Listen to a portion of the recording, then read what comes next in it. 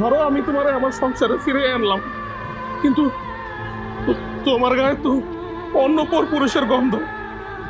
আমি আমি যখনই তোমারে দেখুন আমার মনে পড়ে যাব তুমি আমার ধোকা দিয়া অন্য পুরুষের সাথে শুইছিল, আর ওই পুরুষ তোমার স্পর্শ করছিল।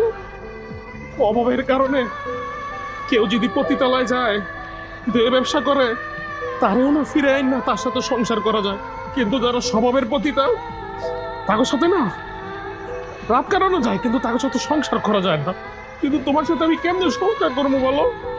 ধরো আমি অফিসে গেলাম, তুমি তুমি বাসায় আসছো, তারপরে তোমার একটা সন্দেহ হইব যে আমার বউ মনে অন্য কারোর সাথে শুয়ে রয়েছে আমার বিছানায়, আমার খাটে।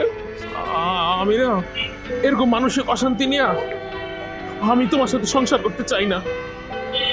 আরে ভাই, ওরে একটা মানুষ ভালোবাসবে, এটাই তো স্বাভাবিক। আমরা পুরুষরা যখন অনেক বেশি ভালোবাসি না, তোমরা তোমাদের মধ্যে কিছু মেয়েরা তখন না স্বামীরে বউর গোলাম বানায় দাও। মনে করো কি ও আমার গোলাম, আমার কথা মতো চলবো, আমার কথা মতো উঠবো বসবো। আরে আমরা তোমার গোলাম না, আমরা তো করে ভালোবাসি। আরে ভাই, তোমরা ভাবো যে আমার স্বামীর তো ভাগ্য আমার মতো এত সুন্দর একটা বউ পাইছে। আমি যত বড় অন্যায় করি না কেন, দিন শেষে না আমার স্বামী আবার আমার বুকে টেনে নিব। কিন্তু তোমার ধারণা ভুল। পুরুষের ভালোবাসা যতটা সুন্দর, জিনা না তার চেয়ে অনেক বেশি কঠিন।